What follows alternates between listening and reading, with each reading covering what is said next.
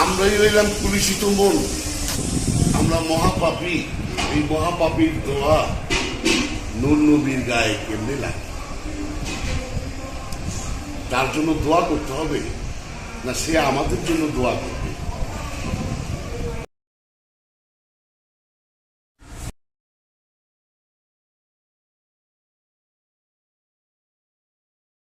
হাকিকি সেজদাটা কি? এই যে পাহাড়, পর্বত, গাছপালা সকলে যে তার সেজদা দিয়ে আছে, চাঁদ সূর্য, এটা কি কেউ দেখো? সেজদা দিচ্ছে, চাঁদের কি হাত পা আছে, মাথা আছে? সূর্যের কোরআন তাহলে ভুল বলতেছে নাকি? তাহলে সেজদাটা কিভাবে নিচ্ছে? সেজদাটা কিভাবে নিবে? তাহলে বলতে চাঁদ, সূর্য, পাহাড়, পর্বত, গাছ, তরুণতা, গাছ সবই সেজদা।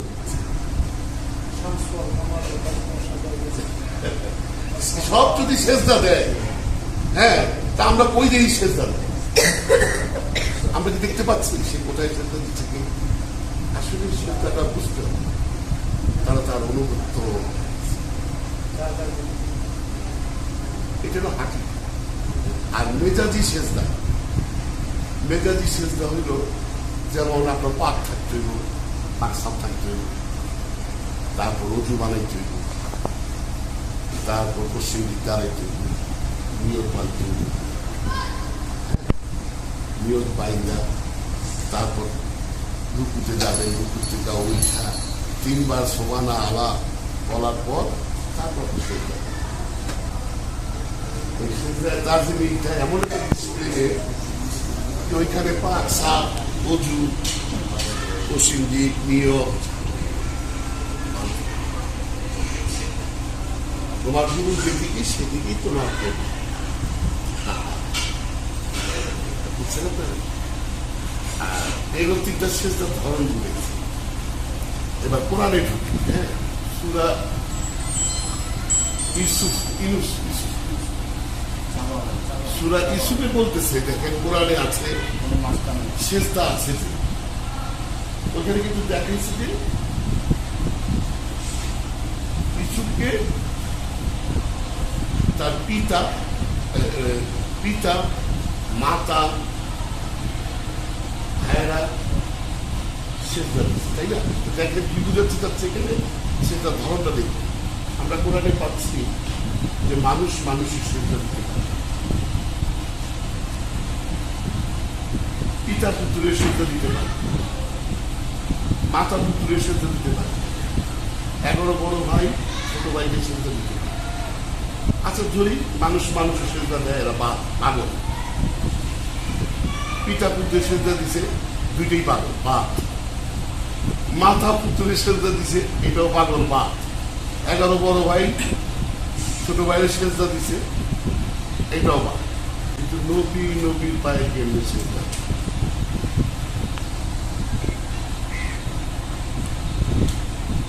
সেটা নাই কোথায়?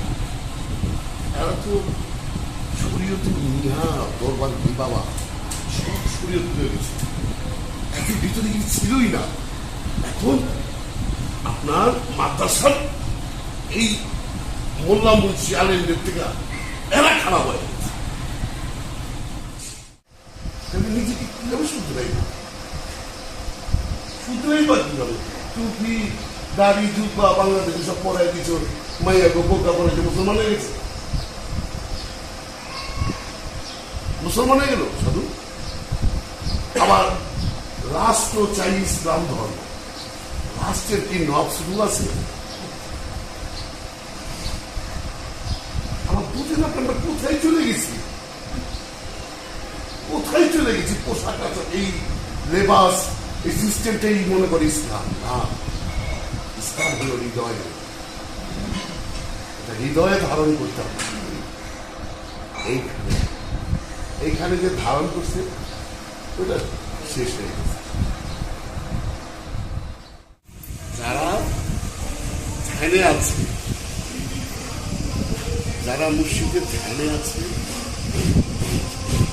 এরাই আমাদের দিন। যার বন্ধু হওয়ার দরকার তার সে বন্ধু হয়েছে। এলাকা অলিরা কখনো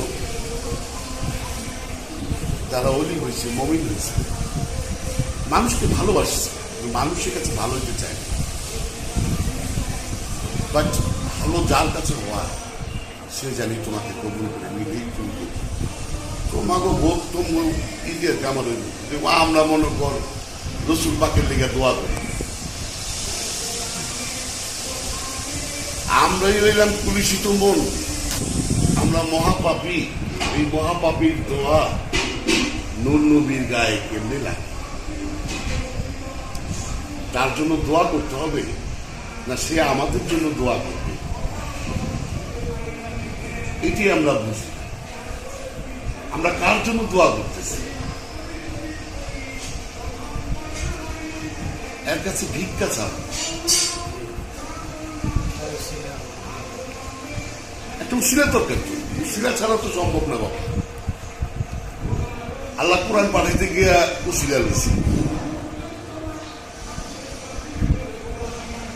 সেটা হচ্ছে ভেদ রহস্য, অনেক কঠিন গভীর রহস্য।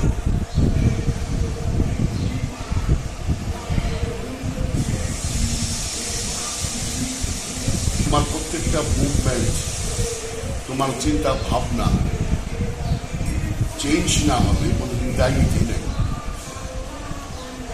দায়ী তোমার তখনই কবুল হবে।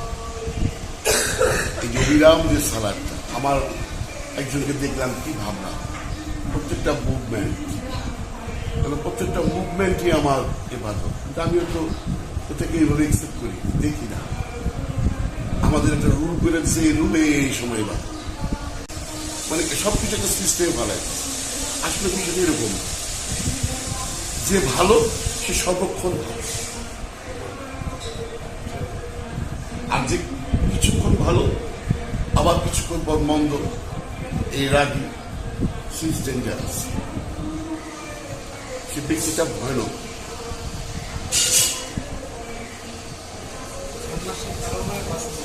সেটা ভয়ানক,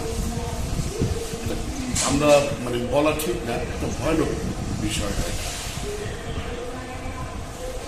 আর যে ভালো হতে চায় তার প্রত্যেকটা চিন্তা ভাবনাই ভালো হতে হবে, তার প্রত্যেকটা মুভমেন্ট তার ওরকম ভাবে থাকতে হবে। কিভাবে? এই জন্যই তো সকলে জঙ্গলে চলে গেছে, পাহাড়ে গেছে। কেন গেছে? এই সমাজের থেকে বের হয়ে গেছে। কেন? এই সমাজে দ্বারা সব কুলুষিত। এদের সাথে থাইকা তুমি তোমাকে কুলাইতে পারবা না। এর জন্য তোমার নির্জনে যেতে হবে। নির্জনে যায়, তারপরে ওইখানে যাওয়া হলো ট্রেনিং। ওই স্বভাবটা ওই পর্যন্তই শেষ তা না, ওই স্বভাবটারই জানি বাকি জীবন ওইভাবেই তুমি নিজেকে ধরে রাখতে পারো। কখন তোমার ভিতরে এসে যাবে একই ডাক ডলবিটাই বলে বেটা,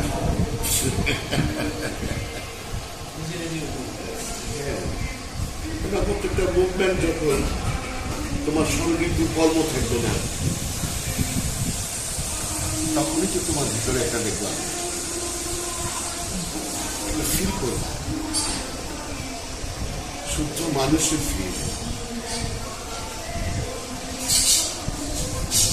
দয়াল তোমাকে দেখবে যে কে আমাদের ধ্যানে রাখবে, যে ধ্যানে আনতে পারছে সেই কিন্তু দয়াল।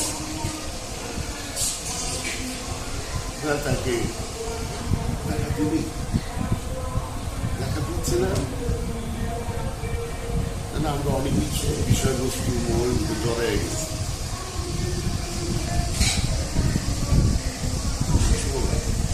ওইখানে এমন একটা বিষয় থাকতে হয়, মনে করে আমার কিছুই না, তাই বলে কিনা আলাদা না।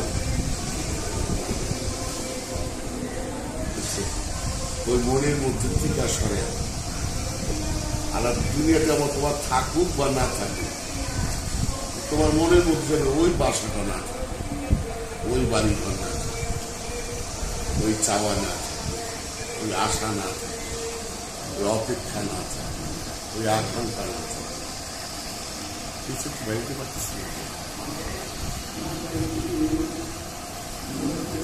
বললেই তো হয় না। গুরু বদলাবা, গুরুর কর্ম কইরা যদি তুমি না পাও তাহলে তুমি বলো তুমি আইসো বলি দিবা কামে লই দিবা, তোমার ভালো লাগে তুমি যে বাগা। আসলে ওরকম বিষয়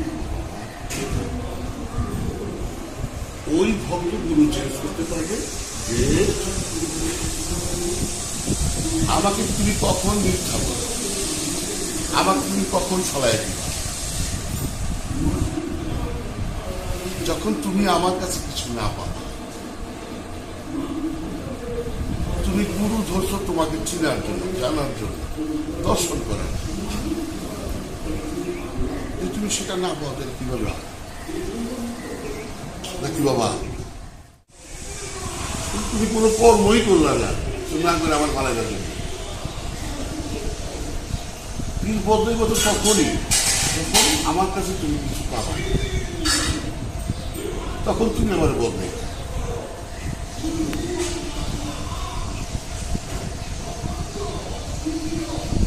আমার কথা মতো তুমি করো, কর্ম করো, 120 দিন করো, তারপর আর তুমি বুঝতে পারবা যে আমার আর কয়টা করতে হবে। কিন্তু ওর উপরে একটা ফিলিংস আসতে হবে, মহব্বত আসতে হবে, আগ্রহ থাকতে হবে, আমার ভিতরে পিপাসা। পিপাসা যেন তারা না পাওয়া, তারে পাইলে আমার পিপাসাটা নেই। কাজই করলেন না, আইলেন দেলেন, খাইলেন দাইলেন দেন, গুরু ধরেন আমার সাধন বচন দেন, আমি ধ্যান সাধনা করতে চাই না। সেটা এরকমই বাবা, আমার ধ্যান সাধনা দেন, আর ধ্যান সাধনা ছাড়া চিনা দেন। চিনার একটা জানতে গেলে ধ্যানের মাধ্যম বাবা।